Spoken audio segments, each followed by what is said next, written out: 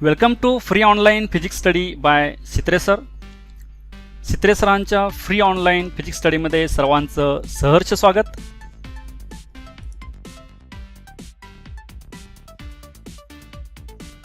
In this session we will study HSC 12 Physics Chapter 15 Structure of Atoms and Nuclei Part First.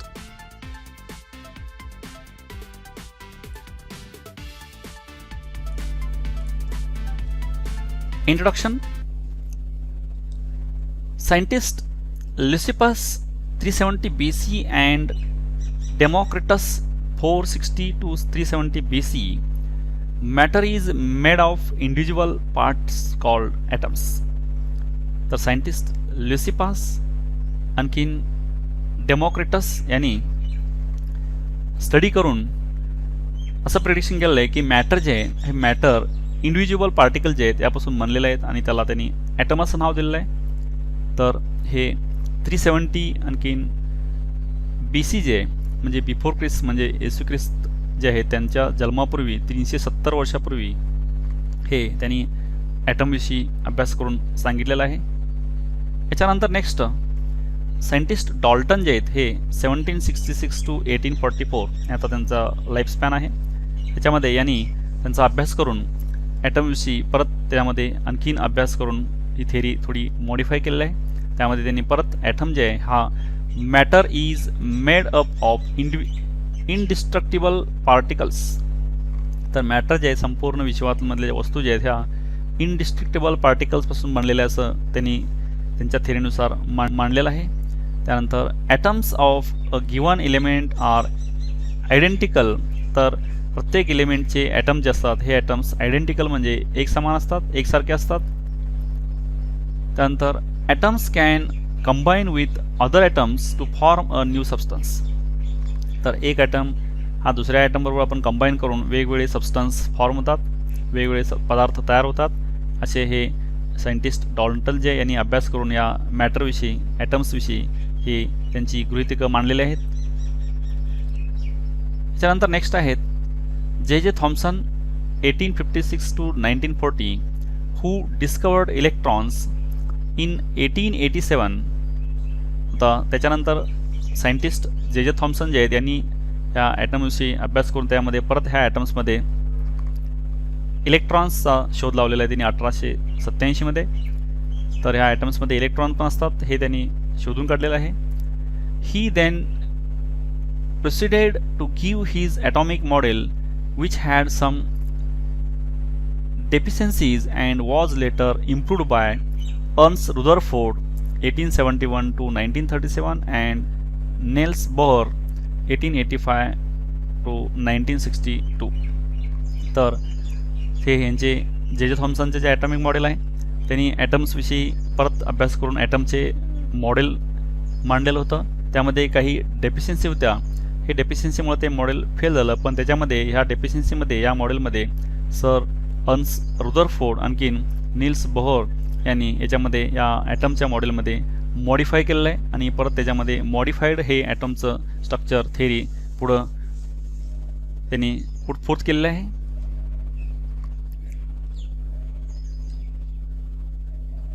An atom consists a tiny nucleus whose size, that is radius, is about 1 lakh times smaller than the size of atoms. तर यांनी त्यामध्ये modify केलं आहे Rutherford and Niels Bohr sir यांनी याच्यामध्ये modify करून त्याचा nucleus जे आहे हा न्यूक्लियस हा 1 लाख पटीनं स्मॉलर असतो. आपण साईजच्या ॲटमच्या साईजला जर आपण कम्पेअर केलं ॲटमची साईज आणि न्यूक्लियसची साईज आहे हे मध्ये 1 लाख टाइम्स हा न्यूक्लियर स्मॉलर असतो ॲटमच्या साईजपेक्षा. त्याच्यानंतर the nucleus contains all the positive charge of atom and also 99.9% of its mass. तर न्यूक्लियसमध्ये संपूर्ण एंटायर ऑफ ॲटमचं जे मास आहे त्या मासपैकी 99.9 मास हे न्यूक्लियसमध्ये असतं. म्हणजे एंटायर मास मॅक्झिमम मास हे न्यूक्लियसमध्ये असतं. रिमेनिंग मास हे सराउंडिंगचे जे चार्जेस आहेत त्याच्यामध्ये असतं आणि मॅक्झिमम मास हे न्यूक्लियसमध्ये असतं. यांनी ही सर रुदरफोर्ड आणखीन नील्स बोर यांनी याच्यामध्ये जे थॉम्सनचं मॉडेल जे याच्यामध्ये मॉडिफाय केलं आहे आणि हे मॉडिफाय त्यांनी करून हे यामध्ये हे असा अभ्यास करून हे 2 गृहीतक मांडलेले आहेत ह्या ॲटम्स विषयी.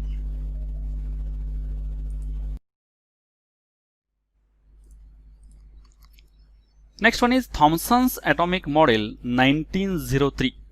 सर जे थॉम्सन्स यांनी काही एक्सपेरिमेंट्स करून त्या एक्सपेरिमेंटच्या कन्क्लुजनवरून ॲटम जे आहे ह्या ॲटमविषयी गृहीतक मानून त्यांनी एक ॲटॉमिक मॉडेल तयार केलं आहे 1903 मध्ये. त्याच्यामध्ये Thomson performed experiments with glass vacuum tube wherein a voltage was applied between 2 electrodes inside an evacuated tube.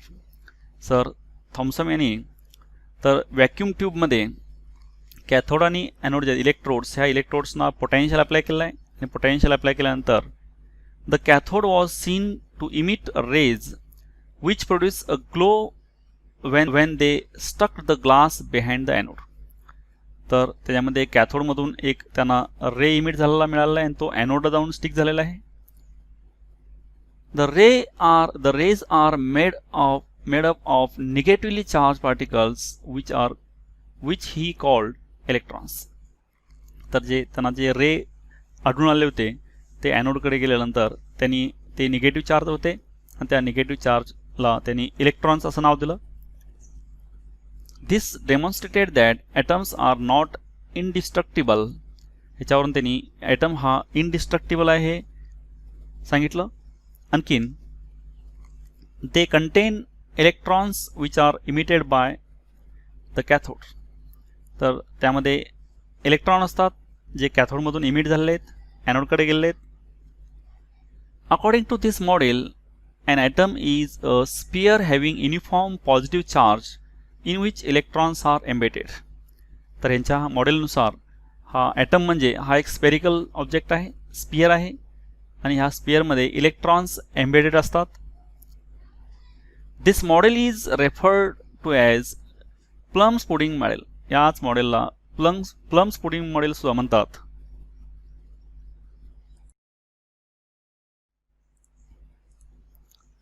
Now, according to this model, the total positive charge is equal to the total negative charge of electrons in the atom, rendering it electrically neutral. तर या मॉडेलनुसार जेवढे positive charge असतात तेवढेच negative charge आहे, त्यामुळे total entire हा atom जे आहे atom as a whole considered as neutral.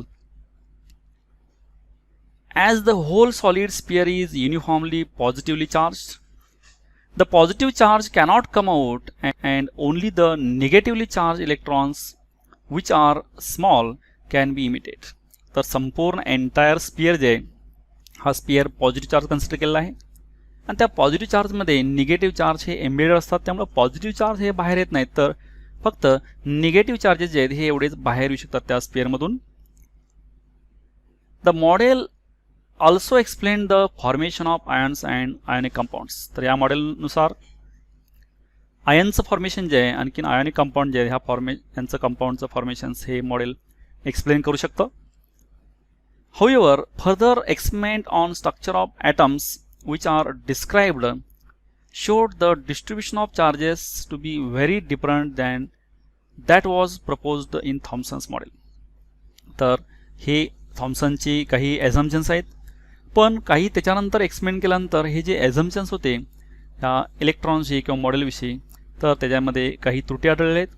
त्यामध्ये थॉम्सन्स मॉडेल जे हे थॉम्सन्स मॉडेलपेक्षा आणखीन परत त्यामध्ये रिसर्च झाल्यानंतर स्टडी केल्यानंतर अभ्यास केल्यानंतर त्याच्यामध्ये आणखीन परत ह्या ॲटमच्या स्ट्रक्चरमध्ये मॉडिफिकेशन झालेले आहेत ॲझम्पशन्समध्ये. त्यामध्ये आपण पुन्हा एकदा हे ॲनिमेशनच्या सहाय्यानं हे थॉम्सन्स मॉडेल जे हे थॉम्सन्स मॉडेल इथं त्यांनी केलेले एक्सपेरिमेंट जे आहेत हे एक्सपेरिमेंट पाहायचे त्या ॲनिमेशनच्या सहाय्यानं. त्याच्यामध्ये पहा हा फर्स्ट डिस्कवरी ऑफ इलेक्ट्रॉन जे हे इव्हॅक्युएटेड ट्यूब आहे, यामध्ये कॅथोड आणि ॲनोडला व्होल्टेज अप्लाय करून हे कॅथोड रे जे इमिट झाले त्यावरून त्यांनी इलेक्ट्रॉनचा शोध लावलेला आहे. त्यावरून त्यांनी ॲटम्समध्ये ॲटम जे आहे हा atom consist of spherical object आहे. तर ह्या मॉडेलनुसार हे पॉझिटिव्ह चार्जेस आहेत, हे निगेटिव्ह चार्जेस आहेत. त्याच्यामध्ये हा ॲटम हा स्पेरिकल आहे, हा स्पियर हा पॉझिटिव्ह चार्जचा स्पियर असतो आणि याच्यामध्ये निगेटिव्ह चार्ज एम्बेड असतात. असे हे प्रोटॉन्स पॉझिटिव्ह चार्ज आहेत, हा संपूर्ण स्पिअर पॉझिटिव्ह चार्ज आहे, ह्याच्यामध्ये निगेटिव्ह चार्ज इलेक्ट्रॉन्स एम्बेड केलेले आहेत इलेक्ट्रॉन्स. तर ह्या स्पेरिकल ऑब्जेक्टमध्ये स्पेरिकल ॲटममध्ये आणखी नंबर ऑफ इलेक्ट्रॉन्स आणखी नंबर ऑफ प्रोटॉन्स हे समान असतात. त्यानंतर हे मॉडेल जे आहे हे मॉडेल वॉटरमेलॉन किंवा प्लम्स पुडिंग जे आहेत यांच्या सिमिलॅरिटी दाखवते. जसे ह्यामध्ये याचे सीड्स असतात, वॉटरमेलनमध्ये सीड्स आहेत, तसे ह्याच्यामध्ये इलेक्ट्रॉन्स असतात ह्या स्पेरिकल ऑब्जेक्टमध्ये स्पेरिकल ॲटममध्ये. आणखीन रेड मास जे आहे हे पॉझिटिव्ह चार्जेस आहेत. ह्या दोन्हीमध्ये सिमिलॅरिटी आहे. थॉम्सन्स मॉडेल ॲटॉमिक मॉडेल आणखीन प्लम पुडिंग मॉडेल किंवा वॉटरमेलन मॉडेल दोन्हीमध्ये हे सिमिलॅरिटी आहे. रिमेनिंग पोर्शन आणखीन हा कॅथोड रे जे आहे हा कॅथोड रेचा एक्सपेरिमेंट आहे. याच्यामध्ये इमिट झालेले हे इलेक्ट्रॉन जे आहेत हे इलेक्ट्रॉन्स यावरून त्यांनी इलेक्ट्रॉनचा शोध लावलेला होता. दिस इज अबाउट जे थॉम्सन्स ॲटॉमिक मॉडेल.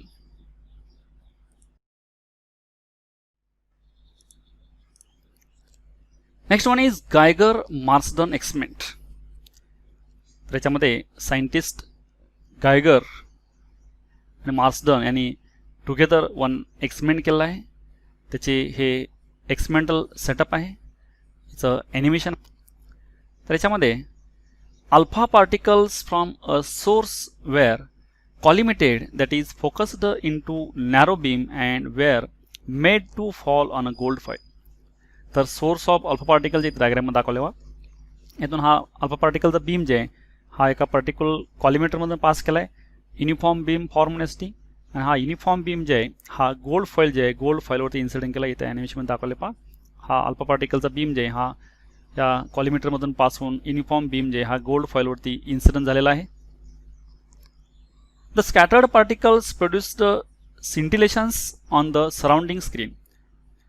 आता या गोल्ड फॉईलवरती हे जे अल्फा पार्टिकल्स इन्सिडेंट झाल्यानंतर वेगवेगळ्या डायरेक्शनमध्ये स्कॅटर झाले आहेत. दाखवले पहा हे वेगवेगळ्या डायरेक्शनमध्ये अल्फा पार्टिकल्स स्कॅटर झालेले आहेत. हे डिफरंट डायरेक्शन्समध्ये स्कॅटर झालेले आहेत. The scintillations could be observed through a microscope which could be moved to cover different angles with respect to the incident beam. तर हा डिटेक्टर जे आहे हा डिटेक्टर आपण वेगवेगळ्या अँगलनं इथं डिटेक्ट केला.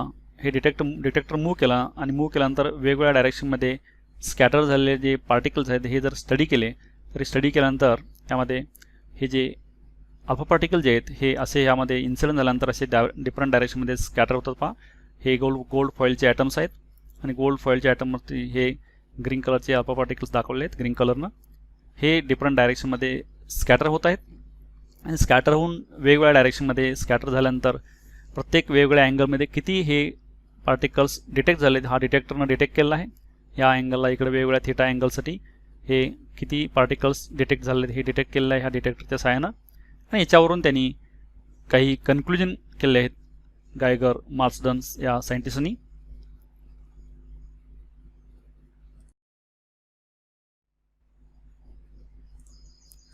तर अल्फा पार्टिकलचा बीम जे हा गोल्ड फॉईलवरती इन्सिडेंट केल्यानंतर गायगर आणि मार्सडन जे यांनी याच्यामध्ये ऑब्झर्वेशन केले आहेत. हे ऑब्झर्वेशन जे आहेत याच्यामध्ये it was found that most alpha particles passed straight through the foil while a few were deflected that is scattered through various scattering angles.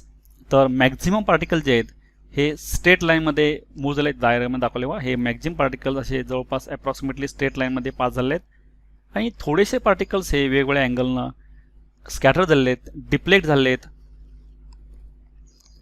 Only about 0.14% of the incident alpha particles were scattered through angles larger than 0.1 degree. Even out of these most were deflected through very small angles. तर only 0.14% म्हणजे 1%पेक्षा कमी angle जे आहेत हे more than 0.1 degree जे angle आहे हे पण 1 degree पण अँगल नाही एवढ्या अँगलनं हे वेगवेगळ्या डायरेक्शनमध्ये स्कॅटर झाले आहेत. म्हणजे काय मॅक्झिमम हे पार्टिकल्स या 0.1 degree अँगल जे आहे एवढ्या अँगलमध्येच पुढं स्कॅटर झाले आहेत. बाकीचे हे 0.1 degree जास्त अँगलनं ओनली 0.14% अँगल म्हणजे very few alpha particles are scattered greater than this 0.1 degree angle.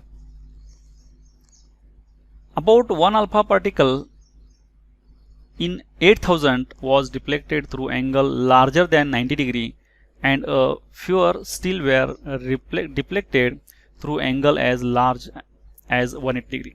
तर जवळपास आपण 8000 आपण जर पार्टिकल कन्सिडर केले तर 8000 पार्टिकलमध्ये एखादा पार्टिकल हा 90 डिग्री किंवा 180 डिग्रीमध्ये अँगलमध्ये डिफ्रॅक्ट स्कॅटर्ड झालेला आहे. हे या एक्सपेरिमेंटचे ऑब्झर्वेशन्स आहेत.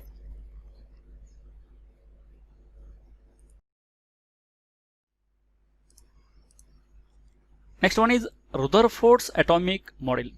तर सायंटिस्ट रुदरफोर्ड जे आहेत यांनी गायगर मार्स्टन एक्सपेरिमेंटचे ऑब्झर्वेशन जे आहेत निरीक्षण करून त्याच्यावरून ॲटॉमिक मॉडेल जे आहेत ॲटॉमिक मॉडेलचे काही एझम्पशन्स यात मांडलेले आहेत. त्यामध्ये फर्स्ट आहे the size of this particle was found to be about 10 mm, that is femtometer, that is 10 raised to minus 15, which is about 10 raised to minus 5 times the size of the atom.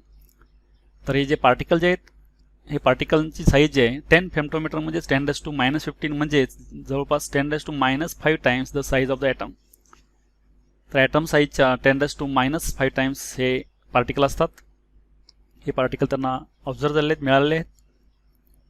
The volume of this nucleus found to be about 10 raised to minus 15 times that of an atom. तर न्यूक्लियसचा volume जे आहे हा 10 raised to minus 15 times ॲटमची size आहे ॲटमच्या साईजपेक्षा 10 raised to minus 15 times इतकी ह्या न्यूक्लियसचा व्हॉल्यूमची साईज असते. The entire positive charge and most that is 99.9% of the mass of an atom is concentrated in the central nucleus and the electrons revolve around it in circular orbit similar to revolution of the planets around the sun in the solar system. तर ॲटमचं maximum मास जे आहे जवळपास 99.9% मास हे न्यूक्लियसमध्ये concentrate झालेलं असतं. आणखीन ह्या न्यूक्लियसच्या सराउंडिंगला इलेक्ट्रॉन्स रिव्हॉल्व होतात just like planets are revolving around the sun. सूर्याभोवती जसे ग्रह फिरतात त्या पद्धतीनं ह्या न्यूक्लियसच्या भोवती इलेक्ट्रॉन जे आहेत हे इलेक्ट्रॉन्स रिव्हॉल्व होत आहेत. The revolution of the electrons would fall into the positively charge nucleus and the atom would collapse. तर इथं रुदरफोर्डचं जे ॲटॉमिक मॉडेल आहे ह्याच्यामध्ये एक त्रुटी आहे. तर त्यांच्या ह्या ॲझम्पशननुसार इलेक्ट्रॉन जे आहे हा इलेक्ट्रॉन एनर्जी रेडिएट करतो. मग एनर्जी जर रेडिएट केली तर इलेक्ट्रॉनची एनर्जी कमी होईल आणखीन हे स्पायरल पाथ होऊन तो लास्टली ह्या न्यूक्लियसवरती इलेक्ट्रॉन फॉल होईल आणि ॲटम कोलॅप्स होईल. हेच एक ड्रॉबॅक्स आहे. The space between the orbit of the electrons which decides the size of the atom and nucleus is mostly empty. तर संपूर्ण ॲटम जर आपण विचार घेतला तर संपूर्ण ॲटमची स्पेस जे ही आपल्याला एम्प्टी स्पेस पाहायला मिळते. कारण मॅक्झिमम मास हे न्यूक्लियसमध्ये आहे आणखीन size of nucleus is very small. म्हणजे व्हेरी स्मॉल साईजमध्ये 99.9% मास हे कॉन्सन्ट्रेट झालेलं आहे. त्यामुळे सराउंडिंग रिमेनिंग जे ॲटम आहे तो नियर अबाउट एम्प्टी स्पेस आपण मोस्टली एम्प्टी स्पेस असं म्हणू शकतो. ही रदरफोर्ड ॲटॉमिक मॉडेलची काही ॲसम्पशन्स आहेत.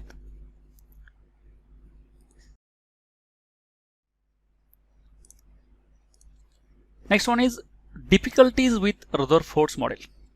तर रदरफोर्डांच्या जे काही ॲसम्पशन्स आहेत त्या ॲसम्पशन्समध्ये एक ॲसम्पशनचे डिफिकल्टी हे डिफिकल्टमध्ये पहा. We know from Maxwell's equation that an accelerated charge emits electromagnetic radiations. आपल्याला माहिती आहे की मॅक्सवेल्स इक्वेशन जे आहे ह्या इक्वेशननुसार ॲक्सलरेटेड चार्ज हा इलेक्ट्रोमॅग्नेटिक रेडिएशन्स इमिट करतो. An electron in Rutherford's model velocity is constant, its direction changes continuously and so the motion is an accelerated motion. तर रुदरफोर्डचं जे मॉडेल आहे ज्यामध्ये व्हेलॉसिटी ही कॉन्स्टंट आहे पण ह्यामध्ये डायरेक्शन चेंज होते सर्क्युलर मोशनमुळे. डायरेक्शन चेंज झाल्यानंतर ती मोशन एक्सेलरेटेड मोशन असते. दस the electron should emit electromagnetic radiation continuously. आता यामध्ये इलेक्ट्रॉन सर्क्युलर पाथमध्ये फिरत असल्यामुळे त्याची डायरेक्शन बदलते आणि डायरेक्शन बदलल्यामुळे तो ॲक्सेलरेटेड असतो. आणि ॲक्सेलरेटेड असेल तर according to Maxwell theory electromagnetic radiations हे इलेक्ट्रॉन इमिट करतो continuously. Also, as it emits radiation, its energy would decrease and consequently the radius of orbit would decrease continuously. आता इलेक्ट्रॉन जर एनर्जी रेडिएशन करत असेल तर त्या इलेक्ट्रॉनची एनर्जी कमी होते, डिक्रीज होते, आणखीन त्याची ऑर्बिटिंगची रेडियस जी आहे ही रेडियस पण डिक्रीज होते. It would then spiral into nucleus collapse and lose its atomic properties. तर लास्टला हा इलेक्ट्रॉन जे हा रेडियस कमी कमी होत स्पायरल पाथनं लास्टला ह्या न्यूक्लियसवरती फॉल होईल, आणखी ॲटम कोलॅप्स होईल. None of these things are observed, hence Rutherford model failed on all these account. तर या मॉडेलनुसार हे इलेक्ट्रॉन जे इलेक्ट्रॉन एक्सेलरेटिंग असेल तर त्यामधून एनर्जी रेडिएट करेल, आणि एनर्जी रेडिएट केलं तर इलेक्ट्रॉनची एनर्जी कमी होईल. इलेक्ट्रॉनची एनर्जी कमी झाल्यानंतर इलेक्ट्रॉनची जी रेडियस आहे ऑर्बिटची ती ऑर्बिटची रेडियस कमी होईल, आणि लास्टली इलेक्ट्रॉन स्पायरल पाथमध्ये न्यूक्लियसवरती फॉल होईल, आणि न्यूक्लियसवरती फॉल झाल्यानंतर हा ॲटम्स कोलॅप्स होईल. पण असं काही झालेलं नाही आहे, असं काही होत नाही. ॲटम हा नेहमी स्टेबल आहे, म्हणून हे रुदरफोर्डचं मॉडेल जे आहे हे फेल झालेलं आहे. This is the main reason for failure of this Rutherford atomic model.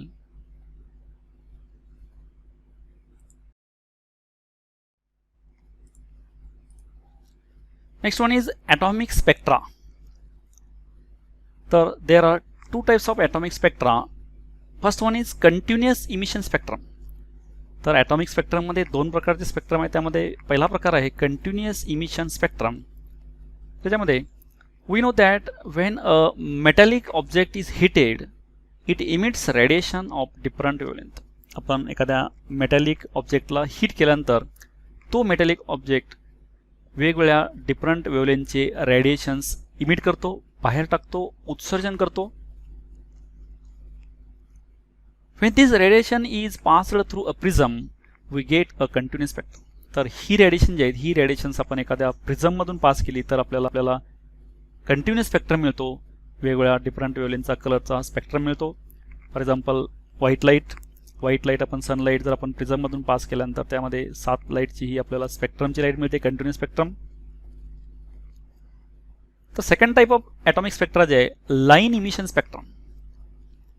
त्याच्यामध्ये when we heat hydrogen gas inside a glass tube to high temperature, आपण हायड्रोजन गॅस जे हा ग्लास ट्यूबमध्ये हाय टेम्परेचरला आपण हीट केला, तर हीट केल्यानंतर the emitted radiations has only a few selected wavelength and when passed through a prism we get what is called a line spectrum for a visible range. तर आपण hydrogen gas जे हा very high टेम्परेचरला आपण glass ट्यूबमध्ये heating केल्यानंतर आपल्याला जे काही radiations मिळतात आणि ती रेडिएशन्स आपण जर प्रिझममधून पास केली तर प्रिझममधून पास केल्यानंतर आपल्याला एक पर्टिक्युलर लाईन मिळतात, लाईनचे स्पेक्ट्रम मिळतात वेगवेगळ्या कलरचे. या डायग्राममध्ये दाखवलेत पहा, हे वेगवेगळ्या लाईन्स आपल्याला मिळतात. इन बिटवीन कोणत्याही प्रकारची लाईट इमिट झालेली नाही.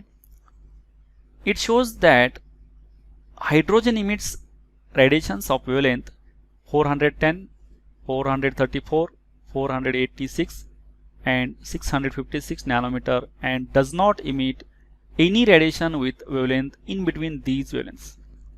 तर ह्याच्या पण 4 वेगवेगळ्या डिफरंट वेवलेंथ दाखवल्यात. ह्या सोडून इन बिटवीनमध्ये जे वेवलेंथ आहेत ह्या वेगवेगळ्या वेवलेंथसाठी ही रेडिएशन्स बाहेर पडत नाही. या पर्टिक्युलर वेवलेंथसाठी ह्या फक्त लाईनच्याच फक्त रेडिएशन्स बाहेर पडतात. ह्याला म्हणायचं लाईन इमिशन स्पेक्ट्रम, कारण ह्यामध्ये फक्त लाईन दिसतं आपल्याला. कंटिन्युअस स्पेक्ट्रम नाही, कंटिन्युअसमध्ये संपूर्ण हा कंटिन्युअस कलरचा बँड असतो, त्याला कंटिन्युअस इमिशन स्पेक्ट्रम म्हणायचं. लाईन इमिशनमध्ये फक्त ह्या पर्टिक्युलर लाईनच्या वेवलेंथच्या तेवढ्याच ह्या रेडिएशन्स बाहेर पडलेत, इन बिटवीनचे रेडिएशन्स बाहेर पडत नाहीत. हा लाईन इमिशन स्पेक्ट्रम आहे. दोन प्रकारचे स्पेक्ट्रम आहेत, लाईन इमिशन स्पेक्ट्रम आणखी continuous emission spectrum.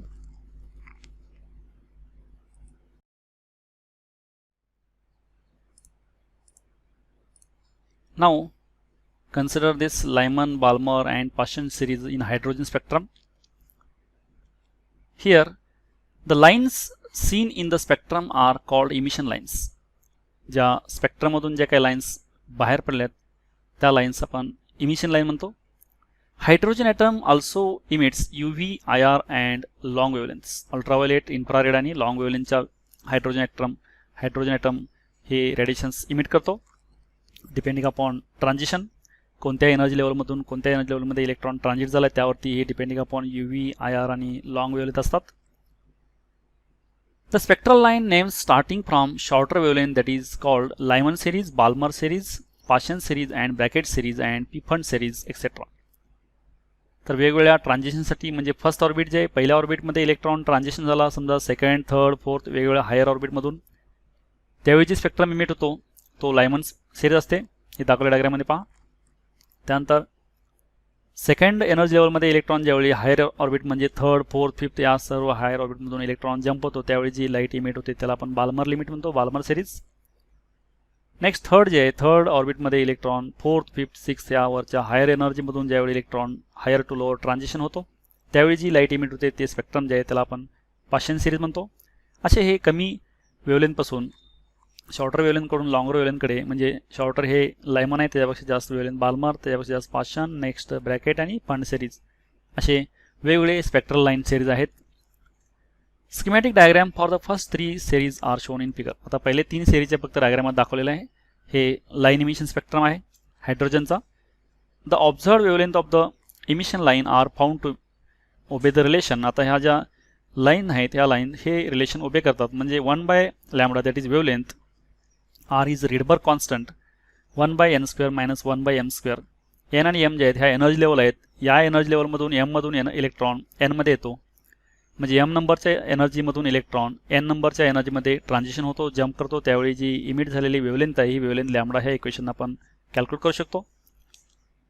Lambda wavelength of line R constant and N and M level energy levels. तर आपण ह्या ठिकाणी हे जे इमिशन होतं बँड कंटिन्युअस स्पेक्ट्रम आणखी लाईन इमिशन स्पेक्ट्रम हे आपण आता ॲनिमेशनच्या सहाय्यानं पाहायचं येतं. त्यामध्ये हा wavelength of electromagnetic radiations vary, वेगवेगळ्या वेवलेंथला हे वेगवेगळे लाईटचे कलर असतात इलेक्ट्रोमॅग्नेटिक रेडिएशनचं. त्यामध्ये आपण हा बल्ब आहे, बल्बला ऑन केल्यानंतर ज्यावेळी बल्ब ग्लो होईल त्यावेळी लाईट इमिट होईल. ही लाईट जी आहे ही लाईट आपण जर आपण प्रिझममधून पास केली तर ह्या प्रिझममधून पास केल्यानंतर बाहेर पडणारी लाईट जी आहे ही कंटिन्युअस इमिशन स्पेक्ट्रम आहे, म्हणजे ह्यामध्ये कंटिन्युअस हे वेगवेगळ्या कलरचे स्पेक्ट्रम मिळालेलं आहे. ही लाईट इमिट झालेलं आहे ऑल वेवलेंथची, हे कंटिन्युअस इमिशन स्पेक्ट्रम आहे. ही पॉलिक्रोमॅटिक लाईट म्हणजे 7 कलरची लाईट ह्या प्रिझमवरती फॉल झाल्यानंतर इमिट झाल्यानंतर स्पेक्ट्रम मिळाला आहे तो कंटिन्युअस स्पेक्ट्रम आहे. इथं हा हायड्रोजन गॅस आहे, आपण याला हिटिंग केलं ह्या ग्लास ट्यूबमध्ये. हिटिंग केल्यानंतर जे काय रेडिएशन्स इमिट होतील याचा आपण जर प्रिझमवरती इन्सिडेंट केल्यानंतर पर्टिक्युलर त्या वेवलेंथची लाईट तेवढीच इमिट होते. इथं लाईन तेवढीच इमिट होतात. लाईन इमिशन स्पेक्ट्रम इथं मिळतो आपल्याला. या ठिकाणी संपूर्ण ऑल वेवलेंथची स्पेक्ट्रम मिळत नाही, तर फक्त पर्टिक्युलर लाईन्स तेवढ्या मिळतात. त्या पर्टिक्युलर लाईन्सची फ्रिक्वेन्सी तेवढीची हे कलर्स बाहेर पडतात. म्हणून हा जे स्पेक्ट्रम आहे हा स्पेक्ट्रम लाईन इमिशन स्पेक्ट्रम आहे. 2 प्रकारचे स्पेक्ट्रम असतात, कंटिन्युअस इमिशन स्पेक्ट्रम आणखी लाईन इमिशन स्पेक्ट्रम. तर हे हायड्रोजन गॅस जे आपण हिटिंग केल्यानंतर यातून जे स्पेक्ट्रम बाहेर पडतो हा लाईन इमिशन स्पेक्ट्रम आहे. बल्ब लाईट, सनलाईट याची आपण जर ही लाईट आपण प्रिझमवरती इन्सिडेंट केल्यानंतर आपल्याला कंटिन्युअस स्पेक्ट्रम मिळतो. जर the 2 types of line emission spectrum and continuous emission spectrum. तर ह्यामध्ये ॲटॉमिक गॅस ॲट लो प्रेशरला ह्या आपल्याला लाईन्स असे मिळतात. इथं ह्या लाईन इमिशन स्पेक्ट्रममध्ये ह्या पर्टिक्युलर लाईन्स इमिट होतात.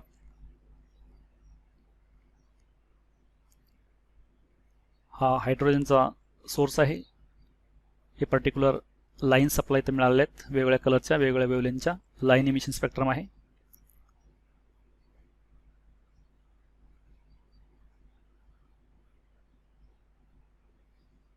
दोन वेगवेगळे एलिमेंट जे आहेत कुठलेही 2 एलिमेंट सेम लाईन स्पेक्ट्रम देऊ शकत नाहीत. लाईन स्पेक्ट्रम जे आहे हा फिंगरप्रिंट म्हणतात त्याला. हा लाईन इमिशन स्पेक्ट्रम आहे हायड्रोजनचा स्पेक्ट्रम.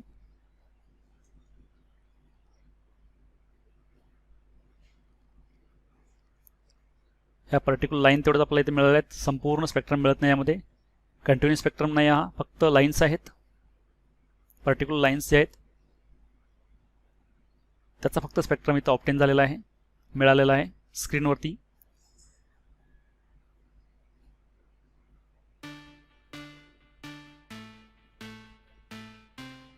ही स्पेक्ट्रल सिरीज आहे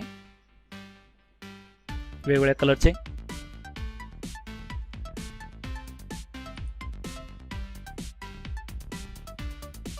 Thank you for watching this video. Keep watching videos, and for other videos see description box of this video, and don't forget to subscribe, like and share.